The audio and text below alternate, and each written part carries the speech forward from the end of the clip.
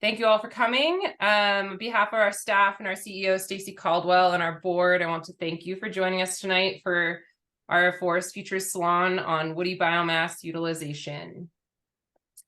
We are recording this presentation, so we're going to ask everyone to keep yourself muted. We will do a question and answer session at the end of all of the presentations.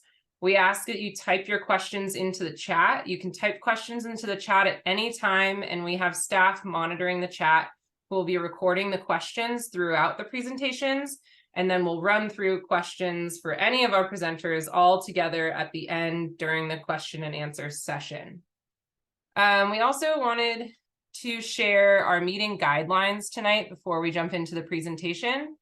These are adapted from the Annie Casey Foundation, so we ask you to bring your best self, be an active listener, be kind and generous, stay engaged, be open and suspend judgment, speak your truth, lean into discomfort, enable empathy and compassion, expect and accept that there may not be closure. So please keep these meeting guidelines in mind as we move through these topics and get into our question and answer session.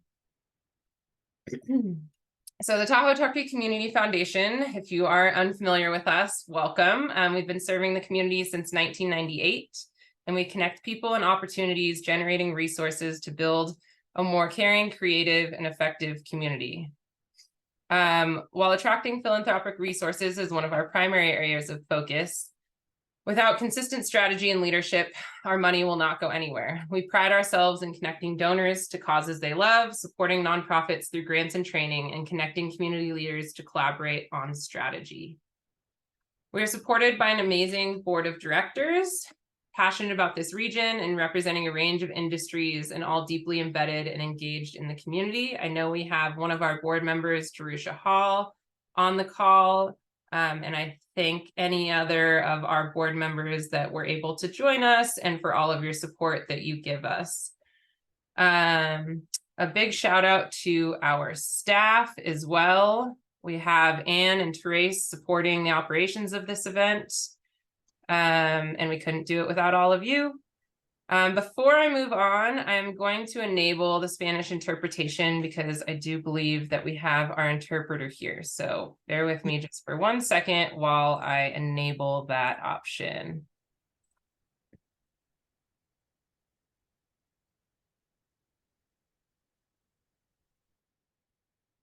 All right, so you should be able now to go into your options and switch to the Spanish channel.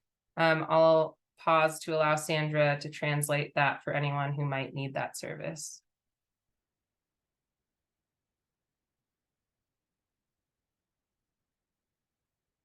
All right. Moving on, what we do at TTCF. Beyond grant making and scholarships, TTCF has identified 3 critical issues unique to our community that include family strengthening, workforce housing, and forest health. Forest Futures is our strategic model for how community foundations across the country can take a lead role in confronting the local impacts of climate change. Forest Futures focuses on 3 areas of impact: protecting communities, building infrastructure for a forest economy, and accelerating market solutions. Our topic tonight about biomass solutions ties into the 2nd and 3rd areas of impact, both building infrastructure and accelerating market solutions for forest economy. To date, we're proud to have raised $5.75 million through the Forest Futures Initiative and to have released $2.4 million back into the community so far to 30 different projects throughout the community. And this most recently includes 7 grants that were awarded for over $500,000 to private landowners for forest management projects through the Truckee North Tahoe Forest Management Program, which is supported by our CAL FIRE block grant. And we're preparing to release another round of grants from our Forest Futures funds this fall. Tonight, we are focusing on woody biomass utilization for healthier forests, and we're excited to have multiple partners with us to give an overview of the numerous biomass utilization feasibility studies and facilities that are under development. One more reminder, please keep yourself muted as we move through the presentation and type your questions into the chat, and we will address them at the end of all of the presentations. And I'm just going to give a very quick overview of some biomass information. So what is woody biomass? If you're not familiar, it's a renewable resource from woody plant material, essentially the trees and shrubs that are in our forest. And in this area, we know that we currently have an overabundance of biomass in our forests, and they are causing conditions that are unhealthy and are historically overdense and increasing wildfire risk.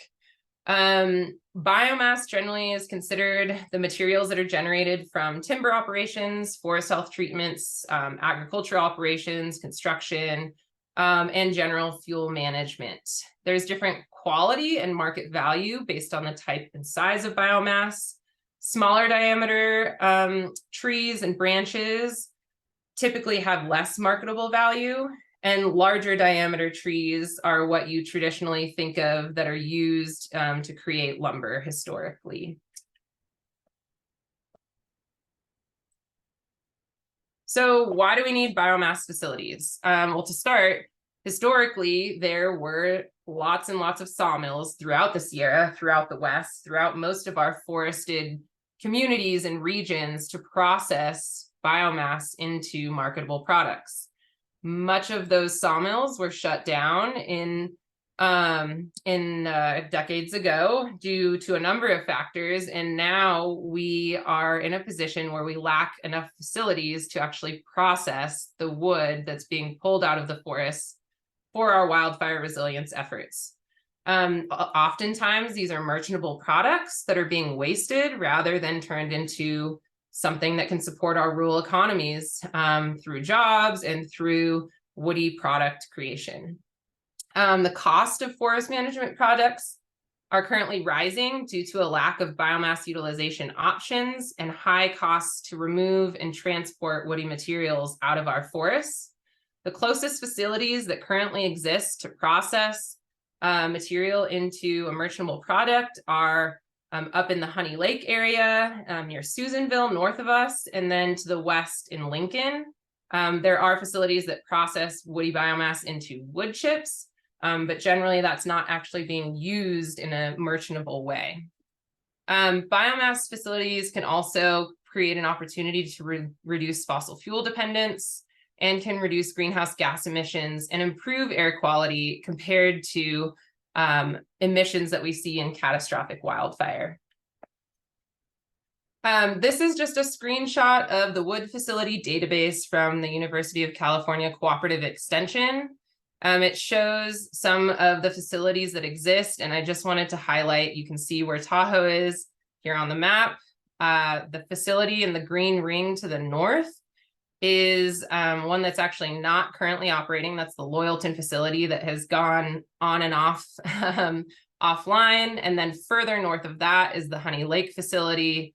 And then out to the west is where you see one of those circles would be the facility that's in Lincoln, and the blue circles are facilities in development. So as you can see, there's not any facilities directly around the lake. The Carson City mill that just opened up has not been added to this map yet. So I will point out that there is a new sawmill in Carson City, but it has not been added to this database yet. And finally, I just wanted to touch on some modern advancements in biomass technology. As I mentioned, historically, sawmills were pretty widespread throughout the Sierra, and the biomass facilities that we're talking about today are very different than those historical sawmills.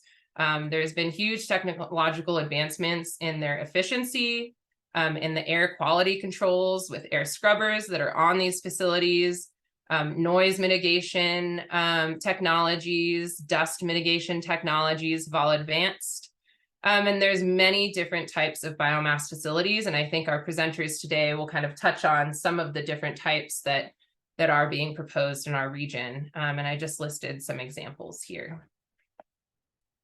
So I listed a couple of resources if you're interested in kind of reading more about woody biomass, and hopefully we can answer some questions for you at the end. If you have further questions that we can't answer, we're happy to find the information for you. We can email that to you in the future. And with that, we're going to jump into our speakers because I think they have the more exciting information that everyone wants to hear. So our speakers are listed here in order. And 5 of them are joining us tonight. We're going to start with Jared Deck, who's a professional engineer with the Placer County Department of Public Works. Then we'll hand it over to Kerri Timmer, Principal Management Analyst with the Regional Forest Health Program at Placer County. Then we will have Mike Staudenmayer, General Manager of the Northstar Community Services District, followed by David Featherman, founder and principal of Wildephor Consulting, who's working with the town of Truckee on their biomass feasibility study. And finally, we'll hear from David Mercer, who's the owner of Crosscheck Services and Alpenglow Timber, developing the facility north of Truckee in the Hobart Mills area. And with that, I'm going to turn it over to Jared and just ask our presenters to remember to pause between slides to allow for our interpretation services. Go ahead, Jared. All right, thank you, Nicole. And also just thank you to the TTCF as well, just for the opportunity to just share tonight. Nicole, you teed it up greatly just to kind of show the need for biomass and biomass outlets within the region. And that was really the start of the establishment for the North Tahoe Truckee Biomass Task Force. As a region, we saw there was a true need for local biomass facilities and outlets. And so you can see the member agencies of the local task force on the screen here: Placer County, Northstar Community Service District, County of Nevada, the Truckee Fire District, the Tahoe Truckee Community Foundation, and the town of Truckee. And so within that, the real goal out of this task force was to focus on the agencies who were looking to actually construct biomass facilities, so share resources between the two and assist each other as much as we could. Next slide.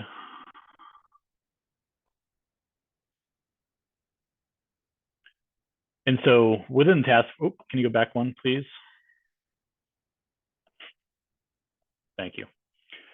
So within the task force, we really tried to establish some goals. The real major goal that we looked at was just really reducing the probability of catastrophic wildfire in the region.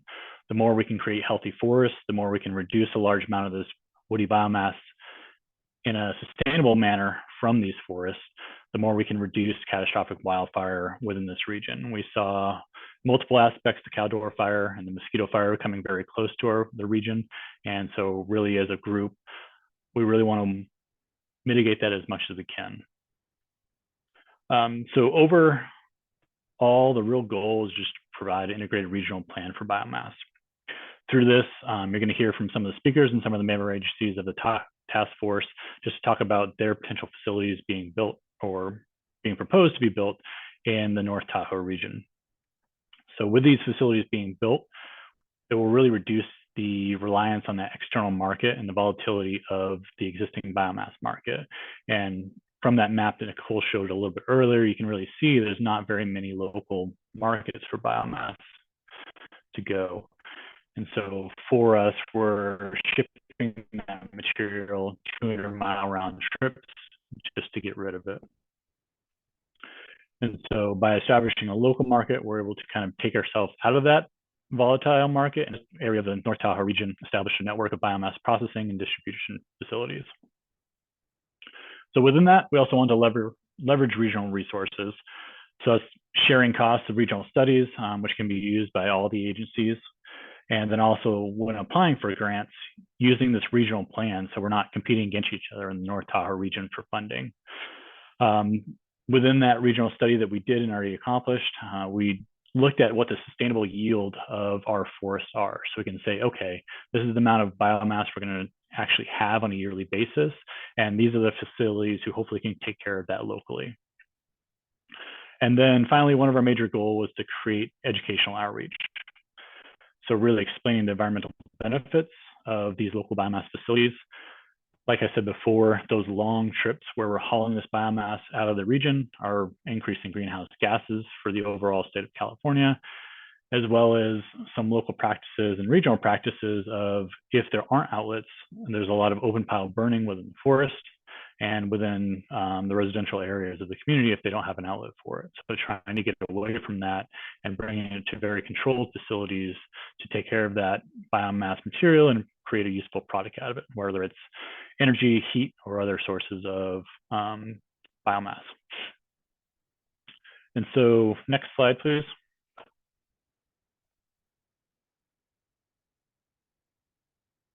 Within that, kind of shifting gears a little bit, I'll talk about the facility that Placer County is currently working on. So we're reinvestigating a feasibility study for the Cabin Creek Biomass Facility. This facility was proposed a while ago and made substantial movement towards the completion of it, but then it was actually put on hold a while ago. And so we're reinvestigating this facility just for the reasons we talked about before. There's a large amount of biomass in the region. We think it could actually be more beneficial to keep it here and use it within our region than to ship it out. And so the proposed location for the Cabin Creek Biomass Facility is at Eastern Regional Landfill. So if you aren't familiar with that, it's just off of Route 89 south of Truckee. You can find kind of the two locations there where the little trees are marked. And it's directly next to our material recovery facility on that Eastern Regional Landfill site. Next slide, please.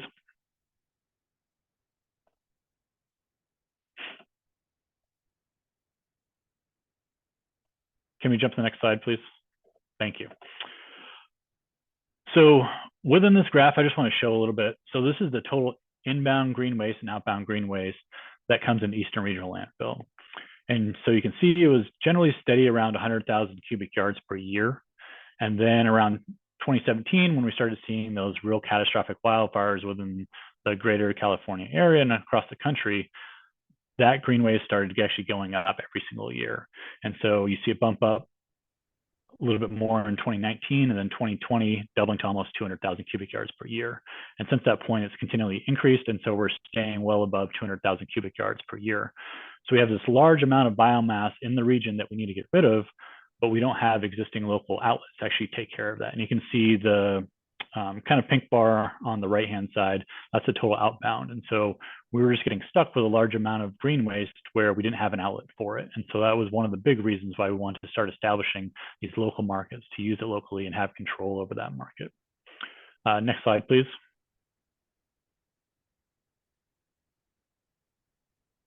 Did it advance, Jared? My internet's a little slow, I think. Yep, okay. I got it, thank you. And so just to talk about the Placer County Cabin Creek Biomass Facility project, what we're looking at is a biomass to energy facility. So we would take this woody biomass and then convert it into an actual energy. So by doing that, we're using a gasification process. And we're looking at a 2 megawatt facility on the Cabin Creek site. This facility will be able to treat about 18,000 bone dry tons per year, and would create about 2,000 tons of biochar per year. And so with this, we would use that opportunity to create energy on site. And then as the county is transitioning to zero emission buses, we'd actually be using that energy that we're creating from the biomass to actually create energy for those regional TARP buses. And so once we transfer over to electric buses, this energy would be directly used to charge them and then be placed back out in the community and used to transport people in the community. So major hurdles that we actually already have accomplished, we already have an approved EIR, the Air Pollution Control District permit and also the conditional use permit have expired, but we've worked with both agencies. And as soon as we're ready to move forward, they're both fully supportive of the project. They're willing to re-up those permits and get those in place. Next slide, please. And so trying to expand not only just the biomass capabilities, but also the biomass technology, we received a grant from the Department of Conservation to study alternative biomass fuels. And so during this process and over the last year, we've been looking at alternative fuels that we can actually create from biomass. So on the site, we'd be looking to use a portion of that biomass to create energy and obviously charge the buses and offset the energy usage that we have on site there. But also we'd have additional biomass left over to potentially look at some of these alternative fuels. So we've been investigating bio oil, hydrogen, and methanol.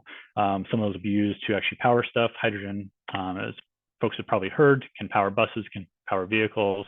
Bio oil has offsets into different markets, including offset uses of petroleum and asphalt, or also in biodiesel. And methanol is an alternative means for actually creating energy source and using that as a fuel.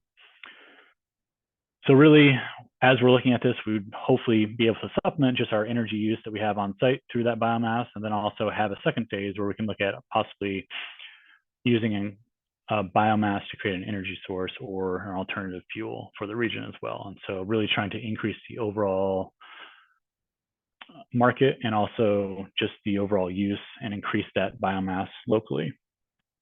And so with that, I think that's the end of my slide there. Nicole, if you want to change for the next. Thanks, Jared. We'll turn it over to Kerri Timmer to continue. Hey, good afternoon, everybody, and thanks to Nicole and Forest Futures for having us here this afternoon. I am Kerri Timmer. In case there was any doubt, I'm the Regional Forest Health Coordinator with Placer County, and I'm working in partnership with Placer County Water Agency on this mouthful of a project named the California Forest Residual Aggregation and Market Enhancement, or CalFrame project, which is sponsored by the Governor's Office of Planning and Research. And I will assure you, I had nothing to do with picking the name. Since we don't have a lot of time, I'm going to run through the basics of the project as quickly as I can, and then be happy to answer questions at the end. Next slide, please. So we all know about the urgent need to increase pace and scale of forest restoration. That includes removing the excess biomass material from the forested landscapes as a means of promoting forest health and resilience against wildfire, but particularly severe wildfire. So one way to increase pace and scale and reduce that wildfire risk is by having more outlets to take the material that otherwise would either be burned on site or left on the ground and therefore remain as fuel for future wildfire. Unfortunately, in both of those cases, the burning is uncontrolled, as opposed to controlled combustion in some kind of facility, such as what Jared was just describing, that can create a value-added product like electricity or biofuel or some of the other products that were on Nicole's list. So to be clear, we're not talking about cutting trees to fuel a biomass industry. We're talking about reinvigorating a regulated industry so that we do have some place to take this excess material. And we're looking at it in the long term because this material does grow back, obviously, kind of by definition, after initial treatment. So if we do this right, there's going to be a need over time at varying levels that we can actually predict based on ecological forest restoration principles. So unfortunately, as so far everybody on this, everybody who's been presenting today has pointed out, there are a lot of hurdles to creating more outlets for this material. One of those hurdles is lack of confirmed long-term feedstock supply and contracting. So again, we know there's this excess material out there. We just have to look out our window to see that. But we don't have an efficient way to connect that material with the entities that can use it. So that's that connection piece is the focus of this project. Next slide, please. So this pilot actually grew out of a specific action that was identified in the 2021 Wildfire and Forest Resilience Action Plan that was looking to assess feedstock availability, identify the generators of excess material and the off-takers, that is the entities like Cabin Creek, for example, that need feedstock for manufacturing products of some sort, and then connecting the two through some kind of aggregation entity that can handle the contracting and some of the other tasks. So we are researching those three issues with a major focus on what actual legal structure, what kind of entity could best help streamline this connection between the generators and the users, and basically help take that burden off of the individual project managers to figure out what to do with the material that they're generating out of their forest health activities out in the field. So this research will result in information and collaborative recommendations regarding what a potential structure could look like for such an entity and the services that it might provide. And we expect that final report to be complete we're hoping by March of 2025. Next slide, please. So real quick, the report is made up of 4 main studies. There's an assessment of the potential role of water agencies. And this is kind of a unique piece of our pilot as compared to the other 4. And it's basically in recognition that at least in this area and probably others throughout the state, water agencies have a real interest in protecting their natural infrastructure. So you don't get the picture that's behind my head here. of sedimentation coming down into the waterways and distribution systems and reservoirs that make up our water and power infrastructure in these headwaters areas. Then the second piece is an evaluation of potential aggregation entities, kind of looking at all the legalities and potential financing mechanisms for such entities. Third is stakeholder outreach to hear from biomass generators, users, and the entities that kind of work with both, with the idea of better understanding the current challenges and opportunities. And then fourth is an actual case study, working with our partner, Placer County Water Agency, and their efforts to site a facility, a biomass facility, at their Ophir location outside of Auburn. So that would be used to provide power for their water and wastewater operations. So those 4 studies will come together into a final report. But before that, each one, as it's completed, will come out individually. For example, the water agency report is available now, and I can get that link to Nicole if anybody is interested. So yeah, basically at its core, the idea here is that by centralizing feedstock contracting and possibly other potential services, we can accelerate the work that would lead to the kind of resilience benefits that we're all looking for. And definitely hope that by accelerating these benefits, we can get beyond some of the negative perceptions that tend to linger in the public's mind about biomass, and demonstrate that particularly forest biomass facilities can and should play an important role in all of our collective efforts to improve forest health and make people safer. Final slide, please. So yeah, with that, I just want to thank you for giving me time on your agenda today, and happy to answer any questions. Thanks. Thank you so much, Kerri. Again, as questions come up in your mind, please feel free to put them in the chat, and we will move right along to have Mike from the Northstar Community Services District. Go ahead, Mike. Thanks, Nicole. I don't know if anyone noticed in Kerri's background image that she selected, but it's a picture of the North Fork and the Middle Fork confluence.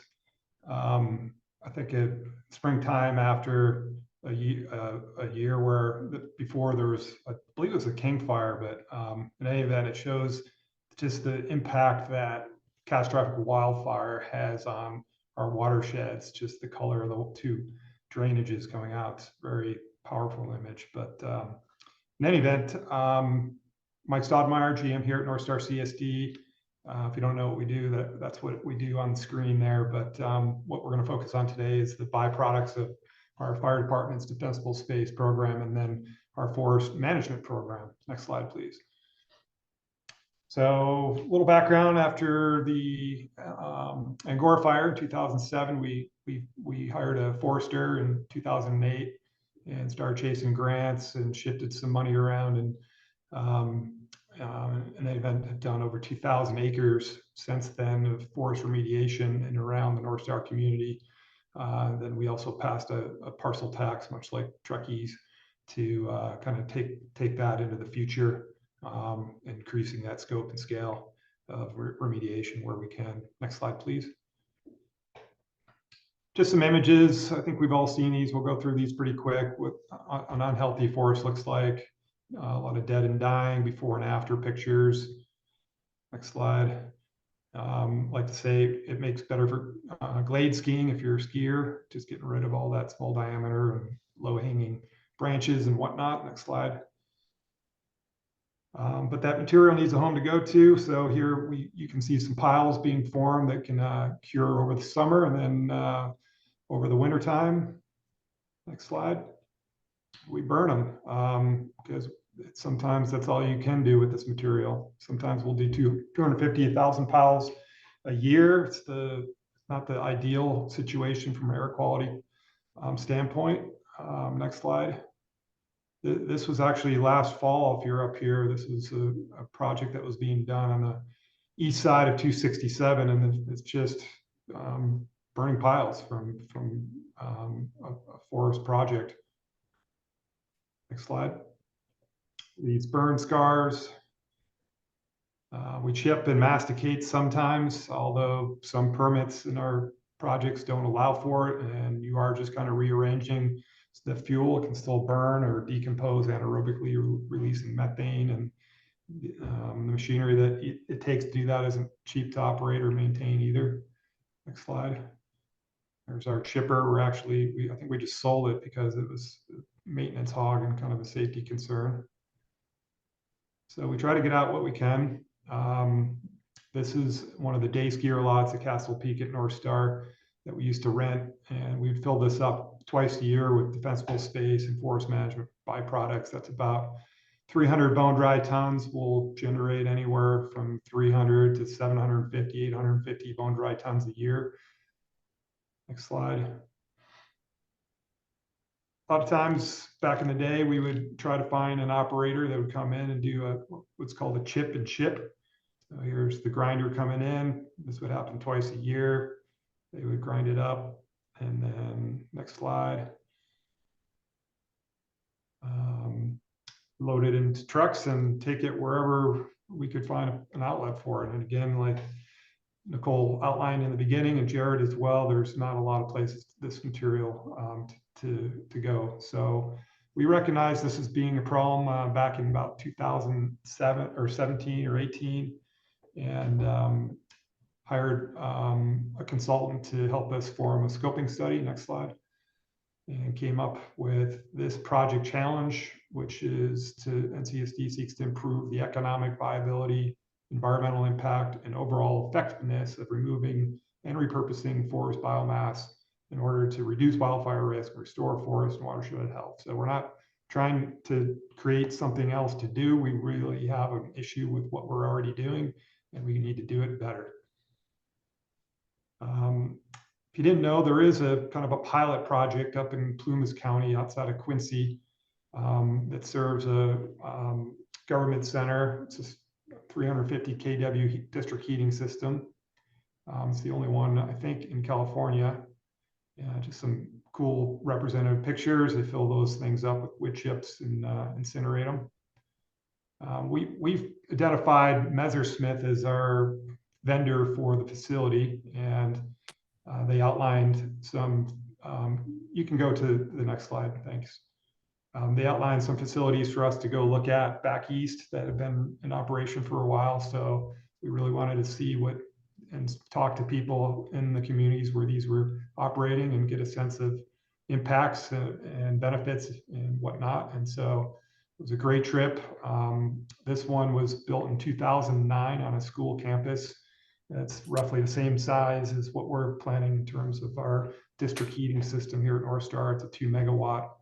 And it has what's called a multi-cyclone, which is really the first line of defense in particulate emissions control. And you can't see anything coming out of the stack in these pictures, although it was running. Next slide. They liked it so much, they built another one a couple of years later. Next slide.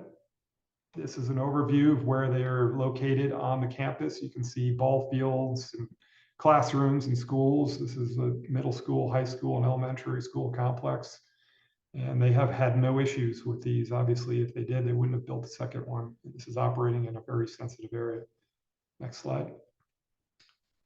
We wanted to look at one that was serving some older buildings that were in place, because we're going to be retrofitting some of the facilities in the Northstar Village to connect to our system. So those are 100-year-old dorms in a facility in Holderness, New Hampshire.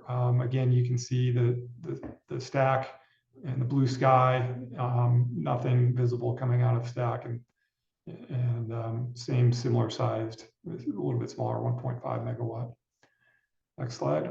Here's one in the University of Maine in Farmington. This is a downtown area. It's built in 2015. It's 2.5 times the size of what we're planning. You can see some steam coming out of the stack. This day happened to be one of those days in New England in February where it was about 5 degrees, and there was steam coming out of your mouth when you talked. So steam dissipates and it's not an issue. You can see residential buildings right across the street, and they've had no problems. Next slide. I like this slide because that's a huge propane tank they have as a backup in case they didn't have wood fuel or whatnot. They could burn propane. They've never had to use it, luckily, but that's only a 3-day supply. So just a visualization how much natural gas or fossil fuel you're able to displace with these facilities. Next slide. Again, an overview of where this one's located. Next slide. Here's one at a hospital. You can see that they actually strap the steam stack to the hospital building itself, with the top of it showing some steam coming out. Again, a very cold day, but obviously a sensitive community of a hospital, and no problems with the facility. Next slide. Here's some just visuals, just to kind of, you can kind of cruise through these, Nicole. This is just the chip bunker, big garage full of wood chips. The trucks up back or off haul, just unload the chips, and then the augers basically feed the system when it calls for heat. So it's, you know, it takes maybe 20 minutes, 30 minutes a day of operator care. Otherwise, it's kind of running itself. On the right is the electrostatic precipitator. So this is the next level of particulate emission control technology, and we'll be employing this as well as a multi-cyclone. This just charges the fine particles, and then they drop out. And that ash, you can go to the next slide, gets picked up with just a couple other components of the facility. But next slide. Obviously, not your average wood stove, 2,000-degree burn, as a very controlled environment, not only on the emission side, but the burn rate is very complete and managed with an oscillating great water-cooled jacket and flue gas recirculation. So a lot of pieces of technology that are kind of strapped on or embedded in the system that really make sure that there isn't any waste. Next slide. These are some of the dumpsters that the ESP drops off the ash into, and we're looking into potentially using that ash for replacement to fly ash in cement production, concrete production, which would be awesome. Big greenhouse gas emitter, or it goes to agricultural fields and whatnot for growing things. That's the buried insulated pipe that transports just the hot water in a closed loop system, kind of like a big hydronic system. Then we tie into those natural gas boilers with that heat exchanger, which you see on the right. It's about the size of a file cabinet, and heat that water within those boiler systems so they don't need to fire natural gas. Next slide, please. This is rendering what our facility is going to look like. It's another cross-laminated timber building, a CLT building. The steam stacks all encapsulated within the structure itself. Again, it's a 2 megawatt unit, and will burn through about 3,800 bone dry tons a year. You heard Jared say in their project, which is an electrification facility, it's a 2 megawatt as well. They're going to go through about 18,000, but that's just the difference between a district heating system efficiency versus electric gasification system. The heating, district heating is just a bit more efficient. Next slide, please. Here's the overview. On the top is the site where Northstar drives. You're probably familiar with the fire station there. The facility would sit behind the fire station. The yellow line is buried insulated pipe and Northstar Drive. And then next slide. Here's the Northstar Village. These are towers with pools and hot tubs and, you know, about 1 million square feet of conditioned space that we're looking to tie into. I think there's about half a dozen different boilers that we'll tie into this closed loop water system. Next slide. Just some representative buildings and facilities that will be heating, and this was about $500,000 worth of natural gas in 21, 22. Natural gas is a very volatile commodity. I think on the next slide I have a chart. This is the emission control studies. The direct fired biomass residual just has a negative life cycle compared to, you know, pretty much any other type of heating facility. And then obviously air pollution control. If you're open pile burning versus in a controlled environment, you really get to take down all that particulate matter, really reduce that impact to the communities while you're at it. And then next slide, here's that natural gas commodity chart that just shows the volatility.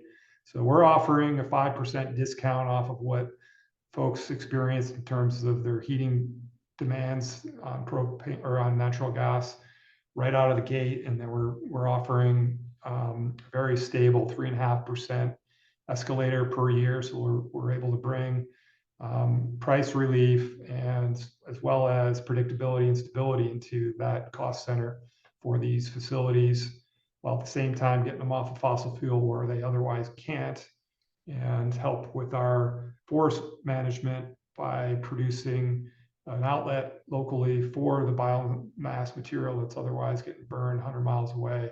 And at the same time, generating some revenue that can go back to our forest management program. You know, conservatively, we're thinking we can generate a net proceed in the ballpark of $6 million over a 20-year life cycle. So we can really help accelerate that pace and get ahead of the fires. Next slide. Yeah, so wood is good. I like to point out that we are talking about a wood energy facility. When you talk about biomass, as Nicole pointed out, it's a very broad topic. You know, we're not talking about pig manure or biosolids. We're talking about wood, and that's what we're planning to use here. So thanks, and I'll be happy to answer any questions at the end of the presentations. Thanks so much, Mike. All right, I'm going to stop screen share for a second. Our next two presenters don't have slides, but are going to jump in and give some verbal updates on their projects. So I'll invite David Featherman to give us a little update on the Town of Truckee feasibility study. Go ahead, David. Thanks, Nicole, and thanks to TTCF for putting us on the agenda today. Just a really quick update. Our project is probably, well, certainly earliest in the development pipeline for the portfolio projects that folks in Truckee are looking to do in terms of biomass utilization. My firm is leading a feasibility study on behalf of the Town of Truckee and their partnership with 3 other municipal entities there in the region: the Truckee Fire Protection District, the Truckee Tahoe Airport District, and the Truckee Donner Public Utility District. So those 4 entities have come together to pursue, similar to what my colleagues have described, a way to use the residual biomass that their operations are producing, and it's a significant quantity. We started the feasibility study by doing a survey and projecting the amount of green waste that the partners expect to generate in the coming years, and it's in excess of 10,000 bone-dry tons a year. So a reasonable amount for a project that can make a difference in the community. So the other projects that you've already heard about, our project shares a lot of the same drivers, so I won't go through those. I'll just talk about sort of where we are in the feasibility study. We have identified a site. We initially were looking at some sites around the Truckee Airport and ran into some challenges, ultimately landed on a site called the Public Service Center. So those of you familiar with the town there, the Public Service Center is just south of I-80 and west of 267. It's a small campus of facilities that the Public Works Department uses for their operations. There's an animal services building there, garages and workshops for storing vehicles, et cetera. So that campus, if you will, is in the process of going through the next phase of a development plan. And there's a few acres that are available on the east side of those parcels that we've identified as a potentially great site for a small bioenergy plant. And so for the feasibility study that we're doing, we've identified 3 different potential pathways, and this came out of an earlier scoping study that we did in, I guess, early 2022, or the first part of last year. And then we started this formal feasibility study in July of last year. Those 3 options, 2 of them are power-led, and 1 is a thermally led project. The power-led, the first, sort of the primary option would be very similar to the project you just heard Mike talk about at Northstar, which is a biomass boiler system coupled with an organic Rankine cycle generator to make electricity. So rather than being a district heating system, we would use that heat to run through a special type of generator to make electricity. As Jared mentioned, for the Cabin Creek project, the main use, the targeted use for that electricity would be charging electric vehicles, very similar to the scenario he described, where As part of the rollout for the EV transit system in the town of Truckee, they're planning to store those micro transit buses in this public service center overnight. And so we have the ability to basically make electricity during the day and charge EVs overnight. That's kind of the overarching vision there. The second power-led option that we're evaluating is using an air curtain burner system coupled with an ORC generator. So same principle, but sort of a different application where we would have more flexibility on the fuel side to essentially put everything from chips to whole trees into an air curtain burner, make heat, and use that heat in the same way that we'd use the boiler, the heat to make electricity. Again, to do EV charging, that would be strictly an off-grid or behind-the-meter scenario. The first scenario that I described could be, and probably would be, grid connected with some net metering. So those are two power options we're looking at. And the third is a combined heat and biochar option. So very different scenario where we would have a modular pyrolysis system on site. We would make heat for a very small district heating system just to serve that campus. They have currently 4 natural gas-fired boilers that are part of their heating portfolio. They've got some other, I guess, more renewable type systems that are in place. But we would potentially look to replace just the gas heating portion and then make a product called biochar, which you've been introduced to, and with the idea of being able to sell that material. First of all, sequester the carbon in that material, which is a goal of the partners, to reduce the carbon footprint of their operations, and then potentially sell that as a commercial product, and then also potentially sell the carbon credits associated with sequestering that carbon in the biochar. So those are the 3 options we're looking at. We are pretty close to hopefully wrapping up this analysis that's been going on for a little over a year now, through all the twists and turns. Look for a report from the partners probably by the end of next month, hopefully, that will lay out the economic case for, all 3 of these, and the carbon footprint case for all 3 of these options, and then go from there in terms of whether a project actually gets pursued. So happy to take questions at the end. Thanks very much. Thank you so much, David. We'll move on to our last presenter. We have Dave Mercer from Alpenglow Timber. I believe he's on the phone. So Dave, if you want to unmute yourself and take it away. Yep, I'm here. Can you hear me all right? Yep, thank you. Great. My name's David Mercer. Thanks to the TTCF for asking me to share with you some of my thoughts and what is going on in our area forests. I'm an almost 20-year licensed timber operator. I was born here and was raised here. I've worked in our forests for most of my life, among other things. And I want to speak to the state of our forests because that's where I spend most of my time. And we deal with biomass and forest residue every day, so I can speak pretty knowledgeably to that. Our forests are somewhat of a disaster and have been put into that state primarily due to us. When the Europeans showed up here in the 1800s, they extracted all the natural resource they could get from our forests, and they thought fire was bad and they wanted to control Mother Nature, and we got left with what we have now, which is a very overstocked forest with too many trees, not quite enough large diameter wood, and way too many small trees, which are highly susceptible to fire and disease and droughts and all the other things we've been experiencing. But back then they didn't understand that, and they used the best knowledge that they had at that time. This was a huge oversight on our part, but greed often got in the way, and as it's so often demonstrated by our culture. Our primary goal as stewards of our land is to get our forest back to a state in which fire is not a hazard to our forest or the surrounding community, which we all live in. And there should be no issue with lightning-started fire burning in our forest. That is a natural occurrence and should be allowed to burn in the forest naturally. But due to our timber practices last century and our suppression of fire forests, when they do burn, they burn uncontrollably because of what we have created.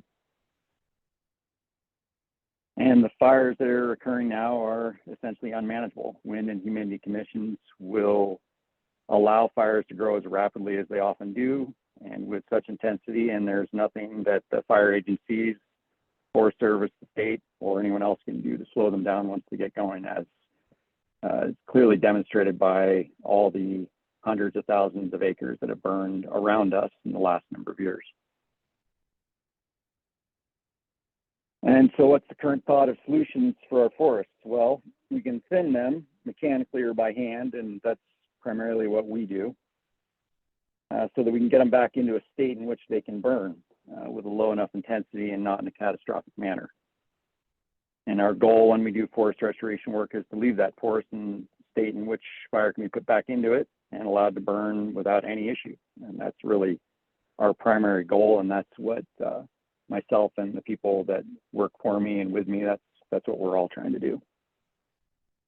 So due to all these catastrophic fires that we have had affect our lands in the surrounding area, a lot of that land was owned by Sierra Pacific Industries. And Sierra Pacific Industries is the last remaining sawmill operator in California, and they're also the largest private landowner in California. So when fires burn anywhere in timberland, there's a very good chance that SPI land is going to burn with it. And when SPI land burns, the SPI mills will shut off outside material from coming into the mills so that they can then go salvage their own material off their own land to recoup any value from that timber. And when that happens, contractors like myself that work for the Forest Service or work for the state or private landholders, we have no outlet for our material.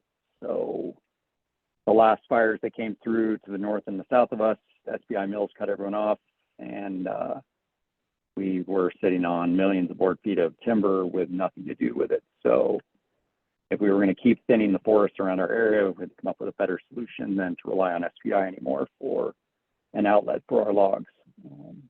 And we procured land north of Truckee and are actively pursuing getting our permits to build a small sawmill to deal with small logs, because that's generally what we generate. Our thinning is of understory, which is small trees, and we need a outlet for those small trees because SPI is really not a reliable outlet for us anymore if we want to keep thinning our forests. The facility that we are constructing will also have 2 wood-fired boilers that will heat our buildings, it will heat our employee housing, and it will heat our kilns. They are state-of-the-art boilers, have all the appropriate emissions controls on them, and should be of no issue to anyone.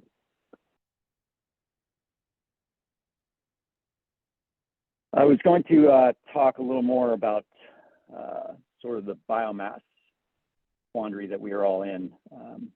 When I was a kid, I was with my dad in Europe. I was probably 10, and we were in Denmark and visiting a coworker of his. And his coworker had a pig farm.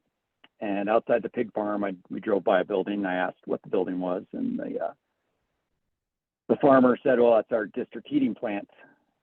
"Oh yeah, how's that work?" And he explained, well, they take their crop residue and their forest waste and they burn it in the heating plant and generate hot water, and the whole community has access to the hot water from the distribution network, and each house has a hot water meter on it, and they can heat their houses and heat their buildings and heat all their facilities with hot water from their forest waste and their farm waste. And I've thought about that for, I guess, going on 40 years since I was there, and why we don't do that here, and why we can't do that here. And it's not reinventing the wheel, what a lot of the other presenters are presenting. I'm not bad-mouthing them at all. I'm very enthused by what they're trying to do, but they've been doing it in Europe for close to 100 years. So I think it's about time that we all embrace the use of biomass. As Nicole mentioned earlier, yeah, getting biomass out of the forest, it's incredibly costly. It really doesn't work. We generally leave it in the forest because we can't find an outlet for it Trucking it 4 hours round trip, you can't get enough trucks. It just doesn't work. They don't pay us enough for the fuel to even truck it there. So there's no reason why we shouldn't heat every facility and every building in our communities with biomass. It doesn't make any sense. There's enough heat capacity within 20 miles of any of these communities with the biomass that's generated from thinning operations to feed any number of boilers and heating facilities. So I applaud those that are trying to make this happen. I guess my only ask would try and make it happen faster. Would be a benefit, I think, to everybody. What other? I guess those are sort of all my thoughts. And yes, I'm happy to answer any questions when we're done. Thanks so much, Dave. I think with that, we can move into opening it up for questions. We did have one come into the chat, which I'll just kind of read it out loud in case anyone hasn't seen it come in. I'm happy to address it, but I'll open it to our panelists if you want to address it first. If you don't, then I'll do my best to answer it. And it is, why are we burning this valuable biomass, which is sequestered carbon from the atmosphere? It could be irresponsible to release this carbon back into the environment when mulching in place is a cheaper option with less impact. Do any of our panelists want to speak to that? I'm happy to take a first stab at that, Nicole. Go I think it's a great question. I'm glad someone asked that question. The way I think about it is, it's sort of we need to take all of the above strategy. And there are going to be a lot of cases, Dave just spoke to this, where yes, certainly if we can make mass timber panels, or we can make furniture, or we can do some long-lived wood product with this material, then great, let's sequester that carbon in a product that's going to last for 100 years. There's just a lot of material that doesn't have that outlet. Maybe, certainly there are pretty well-established compost and mulching operations all across Northern California. That's a potentially great outlet for some of the material. But I think we need all of the above. And in the case where you're directly offsetting fossil fuel consumption with something like a renewable product like wood, I mean, there's a case where I think it's pretty clear that that's a preferred alternative to an uncontrolled burn in the form of a wildfire. Or Mike Staudenmayer showed some really compelling pictures of open pile burning, hundreds and thousands of piles each winter. And so those are the alternatives I think we need to look at when we think about that. It's not that we don't want to sequester carbon. It's that in some cases we're offsetting another use of other materials, or we're offsetting an uncontrolled burn that does provide real advantages. And if I could tag on to that a little bit as well, I think I mentioned in my presentation, but a lot of the permits for the projects that we do here mandate that the material get removed for forest health reasons and some of the topography and whatnot. We do try to use it, where we can on erosion control on the ski resort and whatnot, but you get to a point where there just isn't even capacity to do that anymore. So there isn't any other outlets that will take it. So we're trying to put it to use. I'm going to put an article in the chat that I picked up on from the New York Times last week that spoke to the problem that Dave Mercer was talking about in terms of the overall health of our forests. And, they're no longer are a carbon sink. They are carbon emitters. When you look at them, at a mass scale, they studied the one in the forest in Canada and came up with some stats on that you can read. But, just in the Dixie fire alone, that released about 470 million metric tons of carbon in like a 2-month period. The facility we're talking about is going to emit, I think the estimate is like 2,200 a year. So, and that's all intended to prevent what happened in Dixie. And if we don't be aggressive and take, an all-on approach, that's what's going to keep happening. So we gotta roll up our sleeves and, you know, we're talking about a 20-year horizon for our project. Maybe the technology will get better in terms of finding ways to take that otherwise unmerchantable material and sequester it, but it just doesn't exist right now. Thanks for that additional context, Mike. I just want to add one last point to that question before I'll go to Kerri, who has her hand up. And I know this question has come up in previous salons about leaving wood chips in the forest versus removing the biomass completely. And I know that if our CAL FIRE or fire district representatives were on the call, they've answered this question for us before, and that leaving wood chips on the ground can still contribute to catastrophic wildfire, and it does actually contribute to the fires burning hotter than they would if those wood chips were removed. So you're not mitigating the wildfire risk as fully if you leave the chips on the ground versus removing that biomass completely. And there have been some studies to show that those fires do burn hotter and with more intensity when you've chipped in place versus removing the biomass. With that, I'm going to go to Kerri, who has her hand up. I'm also going to launch a quick poll you guys can answer while Kerri, go ahead and ask your question. Sure. Well, it wasn't a question as much as just a further response, which is speaking with the head of the water agency's interests and the picture behind me. If you are on and can see that, you know, there's other issues to be concerned about too, and that's infrastructure, both built and natural, that gets affected by these severe wildfires. And you know, Mike was right. This is a picture the season after the King Fire in 2014, and Placer County Water Agency is still, you know, I think they had to pay roughly $10 million to clean this up the first year based on the sediment that washed down immediately after. And here we are almost 10 years later, and they're still every year having to allocate funds to deal with the long-term impacts of this fire. So 10 years ago. So that's another reason, is that, you know, we're balancing forest health with also impacts on people and communities and services that we all rely on, because this is a water and power generating project, the Wildephor project. Thanks. Thanks for adding that, Kerri. Is that David Mercer? Did you want to speak? Yeah. No, I just had one comment when about the mulch and leaving the mulch in the forest. It actually the problem with leaving a bunch of biomass in the woods is that it is actually quite a large methane generator. So as far as yeah, it's not really great.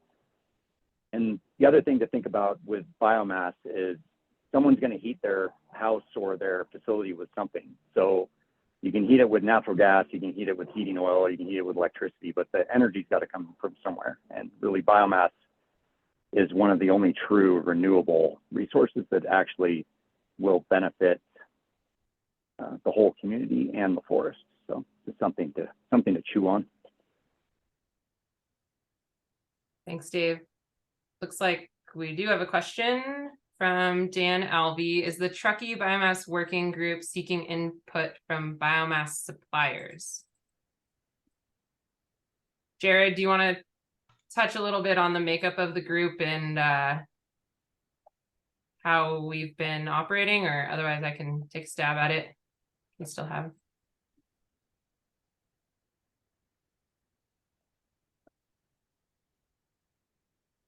Yep. So is a question for the Truckee project or for the North Tahoe Task Force? That's what I wasn't sure. I think it's meant for the Biomass Task Force. Is that correct, Dan? Yes, he said yes. Okay. Got it. Yeah, so I think for the Biomass Task Force, obviously we're looking to specific projects, so it'll be project-based on what we're looking for that. For biomass suppliers, as in supplies of actual biomass itself or equipment. For the biomass itself, we potentially are going to be using Eastern Regional Landfill as a processing and distribution network, since we already have approximately 25 to 30,000 bone-dry tons available there already. So we'd like to use that first. But if they're talking about suppliers of equipment or something like that, then potentially the group might be open to that, depending on what project is and what the equipment is, to talk with folks.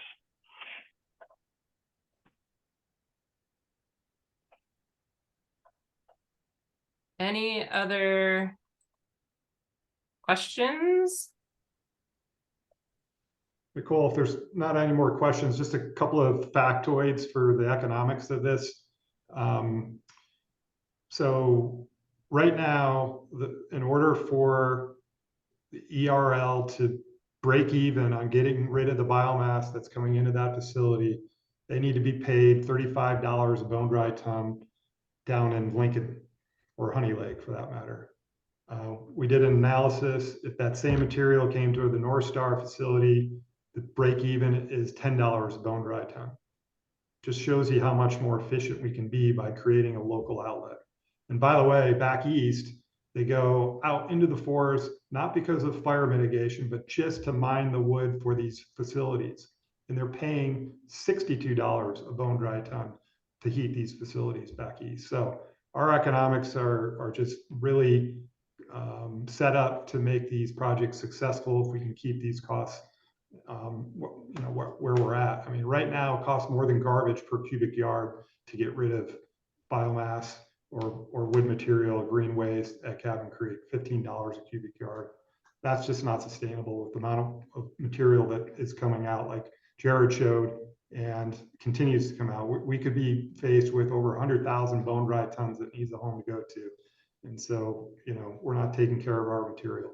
And a lot of it does go to the landfill if we can't find those prices down in Lincoln. Those markets aren't that stable.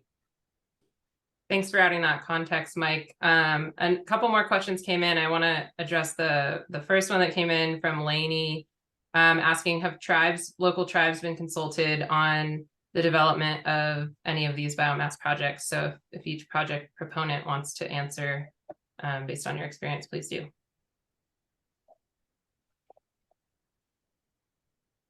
This is David Mercer. Yes, we have been in contact with the Washoe tribe as part of our permitting application process and some other grant application processes that we're in. We received a letter of support from the tribe on our project.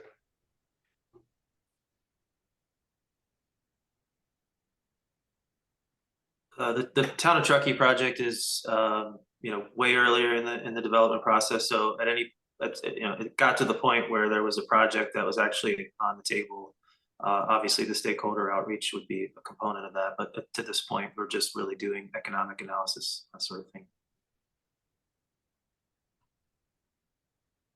And we did consult with Colfax Todd's Valley Tribe and United Auburn, both of whom have fire crews and people on staff who are very focused on doing this kind of work and helping with actual facilities as they may be developed to help with the cultural resource protection and identification. Thanks, Kerri. I would invite any additional feedback or comments or questions that we weren't able to answer in this event. I'm gonna flash my screen real quick so that you can see my email. And just invite any of our participants that are on the call tonight. I know there was more questions and comments coming in the chat, but if there's more information that you seek from any of our presenters today, or from me and the information I presented, I invite you to shoot me an email and we'll be happy to work with our partners to get your questions answered. I just want to thank all of our presenters today, partners from throughout the community, for participating in the call and speaking on this important topic. And again, invite anyone with questions or concerns about anything that was presented today to connect with us at TTCF, and we can continue the conversation with you outside of this salon. I think that all of these projects are part of a regional solution to what's needed here for biomass processing. And just want to note that one of the biggest challenges right now is that there's just nowhere to take this wood, and that we believe it needs to come out of the forest to really truly get to a state of wildfire resilience that will protect our communities from catastrophic wildfire. So again, thank you all for your time tonight. We will send out a recording of this event at the end, later this week. The recording will come out. It'll be on our YouTube channel. And I will also say that all of these projects have their own public processes for public comment. And so if those processes are still open, we encourage you to engage in the actual public processes for these projects. And thank you all so much for your time.